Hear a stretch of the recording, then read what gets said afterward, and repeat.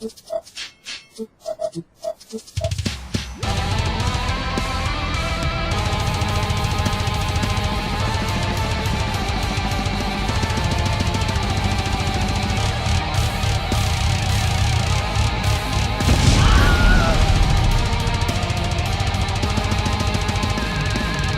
there's a device known as a cloud chamber, and I've taken this video from Harvard Natural Sciences Labs.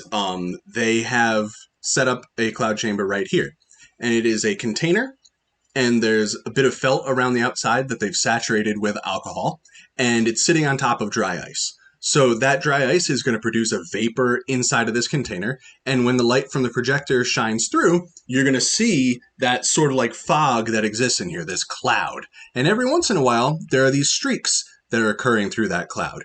And those streaks that pass through, those are particles. And we can see that on the side here, there's a thorium rod, which is where a lot of those particles seem to be coming from. And that's because thorium's radioactive. And so it's sending out those alpha particles and those beta particles. And you can see that they all have very different patterns.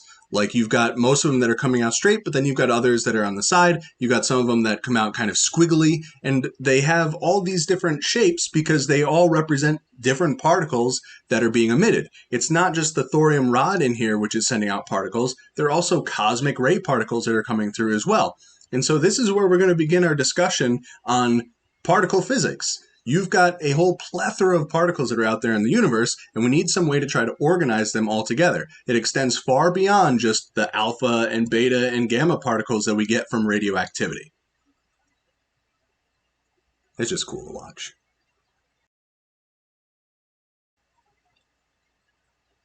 Nice. So let's make sure we have our timeline straight. Back in 400 BC, Democritus had atomic theory, which is that matter can be broken down as small as you can, and that smallest constituent of matter is what we called the atom.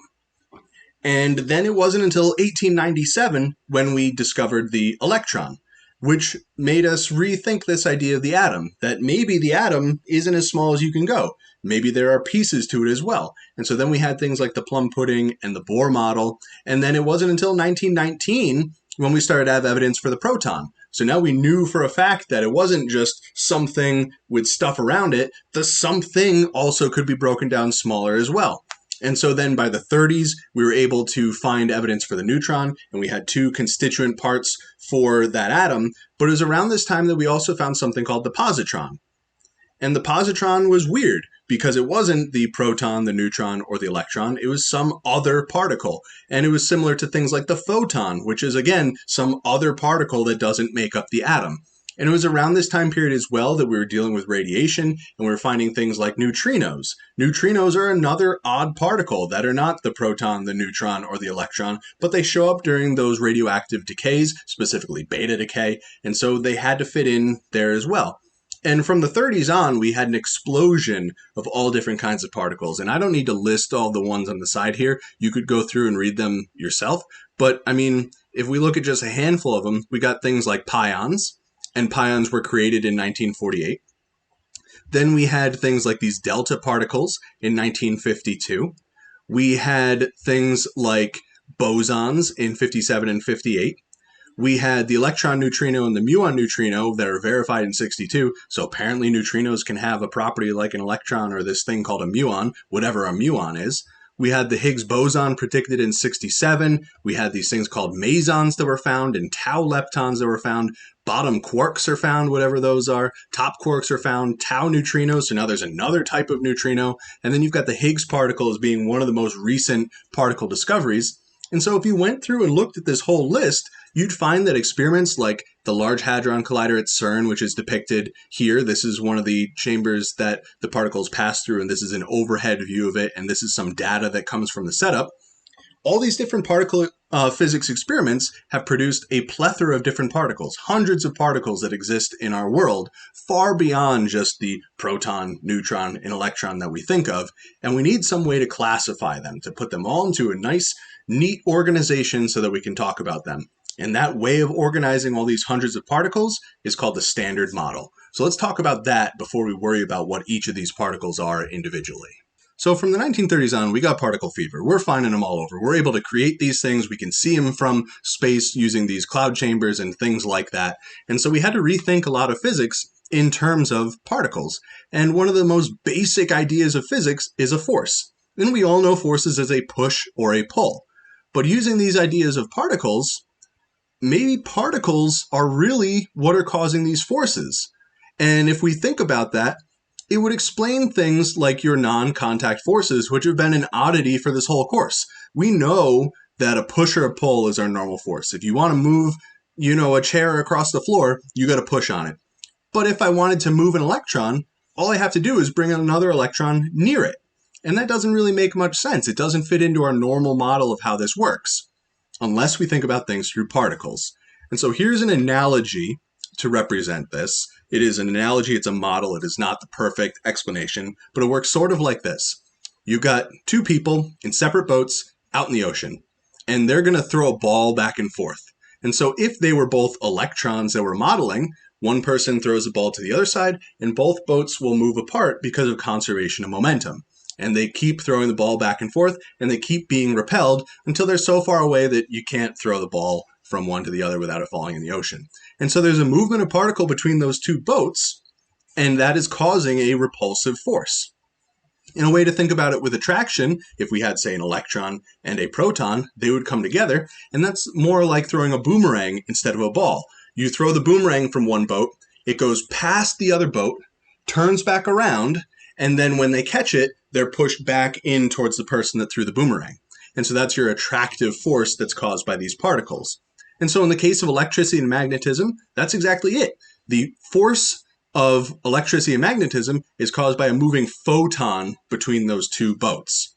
So the only way that you have electric and magnetic attraction or repulsion is by the movement of some particle.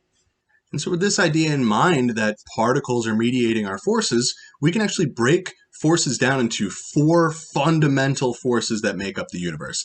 Every force that we experience can be broken down to one of these four categories. You can talk about the strong force, which is what keeps the nucleons together. You can talk about the electromagnetic force, which is what causes electromagnetic attraction or repulsion. You can talk about the weak force, which is what causes radiation. And you can talk about gravity. And they're all going to fall into one of those categories. And what you'll find that is potentially very surprising is that the strong force is the strongest, but gravity is the weakest by far. If the strong force was to apply 1 Newton between two particles, gravity at the same distance between the same two particles would apply 10 to the negative 38 newtons worth of force. So very, very tiny. In fact, even the electromagnetic force would only be 7/1000ths as strong as the strong force under the same conditions. The difference, though, is the strong force has a range of about 1 femtometer, about 1 times 10 to the minus 15 meters. Whereas the electromagnetic force and gravity, they can extend forever. The weak force, much shorter, and that's why it only works, when atoms get sufficiently large.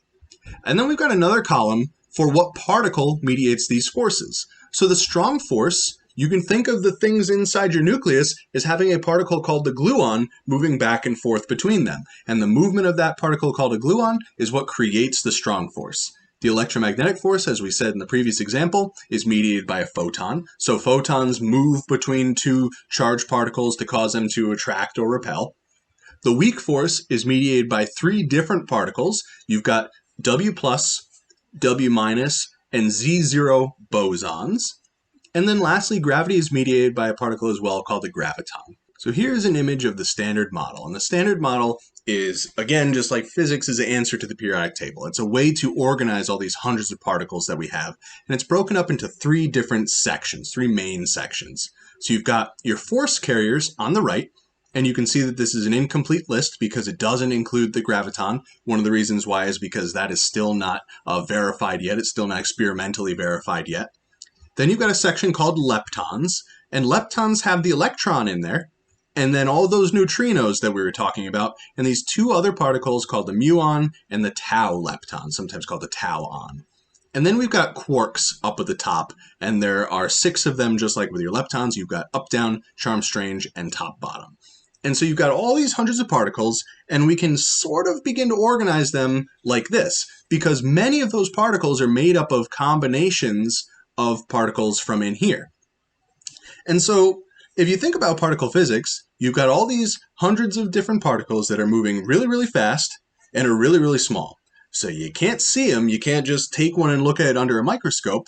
You can only do experiments where you look at the different outcomes of what you get from either colliding them together or them passing through a cloud chamber or things like that. But they still have to obey all of your laws of physics. They have to conserve energy and momentum and angular momentum and electric charge. And then there's also new conservation laws. Because of how the standard model is set up, it's a way to explain why certain interactions occur and others don't. And so two new conservation laws that we have to obey are baryon number and lepton number. They both have to be conserved as well. And to talk about what those things are, let's begin to discuss what leptons actually are. So we'll start with leptons because we already know a little bit about them, because the electron is a lepton. And so leptons are just a name for this category of particle. They're the particles that don't interact with the strong force. They're not in the nucleus. They're just this separate entity. And they're fundamental. They cannot be broken down any further. And there are 12 of them in total. You've got the electron, the muon, and the tauon. So that's 3. Then you have the electron neutrino, the muon neutrino, and the tauon neutrino. That brings us up to 6. And then each one of those 6 particles has an antiparticle, which brings us up to 12 in total. An antiparticle sounds scary, but it's really just the same exact thing with the opposite charge. And we know about them already because we have the electron and the positron. The positron is an antiparticle because it's the same exact thing as the electron, but with a positive charge. The other property that we should talk about, though, is spin. All of these leptons have spin 1/2. And because they have spin 1/2, they also happen to fall into another category called fermions. So fermions are particles with spin of 1/2. And spin is just like what it sounds like. If you think of this particle as a ball, which is technically incorrect, but whatever, then it has some kind of rotation to it, which we call spin, and it spins half as fast as some other particles might. The last characteristic of these things is the lepton number. So as these particles were moving about and we were finding them in particle physics experiments, some neutrinos only showed up with some particles. And so we had to create something called a lepton number to just verify what kind of particles we had coming out of these experiments. And so there's 3 different lepton numbers that have to be conserved. You've got the electron lepton number, and if you're an electron or an electron neutrino, you have one, and if you aren't, you don't. And the antiparticles do as well, but it's negative. If you're a muon or a muon neutrino, you have a mu lepton number. If you're an anti-muon or an anti-muon neutrino, you have a negative muon lepton number, and all the others don't. And you can see the pattern from here. You've got a tau lepton number if you are a tau particle. You've got a negative tau lepton number if you're an anti-tau particle, and everything else does not. And so it sounds intimidating. It's got all these weird words, and that's by design. Particle physics, by design, has all these weird names for all their particles because it's meant to be odd. It is a brand new way of thinking about the universe, but at its basics, which is all we're going to deal with, it's really nothing more than counting. So let's try to do an example to see if we can verify which processes occur based on lepton number. So it may seem daunting, but that's just because there's a lot of new vocabulary. All of these particles have crazy, weird new names that you're not familiar with. But the basic idea is still just a conservation law. We just need to make sure that whatever we have at the beginning is what we have at the end. And all we're going to be doing to figure that out is just simple addition and subtraction. And so I brought the chart for the leptons over. This is never going to be something you're asked to memorize. This is always going to be something that you can look up. And I've kind of summarized the rules as well. Electrons and electron neutrinos, they have a lepton electron number and 0 for everything else. And then your muons are going to be the same thing with the muon lepton number and the tauons with their tauon lepton number. And all the antiparticles are the same, but with a minus sign. And so let's try out this first one. We've got the Greek letter mu with a plus. So this would be the symbol for a muon. But because of this plus sign, we know that it has to be an anti-muon because that would represent a positive charge. So this is an anti-muon on the left-hand side. An anti-muon has a 0 for the electron lepton number a -1 for the mu lepton number, and a 0 for the tau lepton number. So we can fill that in right now as 0, -1, and 0. Now on the other side, we have to figure out what's going on over here. So let's do this first symbol first. This is an E with a plus, so this is an electron with a positive charge. We call that a positron usually, or an anti-electron. We can see down here that that's an electron with a positive charge. So it has a -1, a 0, and a 0. So -1, 0, and 0. Now let's do the middle particle. That is the Greek letter nu with a subscript E. So this is an electron neutrino. And so if we go up to our table, the electron neutrino, it has a 1 for the electron lepton number and 0 for everything else. So we're going to have -1 plus 1, which is just 0, and then 0 plus 0 is 0, and 0 plus 0 is 0. And that brings us to our last one. We've got an anti, mu is our subscript, neutrino. So this is an anti-muon neutrino. And sometimes you'll see an antiparticle as being the symbol with a bar over top of it. That represents an antiparticle as well. But here we are, anti-muon neutrino goes 0, -1, 0. So we put a -1 in here. And lo and behold, this is a process that occurs. Your muon, your anti-muon, I should say, can decay into a positron, an electron neutrino, and an anti-muon neutrino. And we know that it can because these lepton numbers are conserved and also charge is conserved. We had a positive particle on the left, we have a positive particle on the right, and two neutrinos, which, as their name suggests, are neutral. Let's see if we can try the next one and get a little bit more comfortable with this. So right off the bat, there's some trickery. The thing on the left is pi with a minus sign. And if you go through the table, there's nothing with pi over there at all. And that's because this negative pion isn't a lepton. And so the associated lepton numbers, well, shouldn't have any. These should just be zeros. Anything that is not a lepton isn't going to have a lepton number. So left-hand side, easy, all 0. Now let's go through the right. We've got mu with a negative sign. So this is a muon, has a negative charge, and so it's going to be 0, 1, 0. 0, 1, 0. And then we've got an anti-muon neutrino. And we've already seen that. That is 0, -1, 0. So 1 minus 1 gives you 0.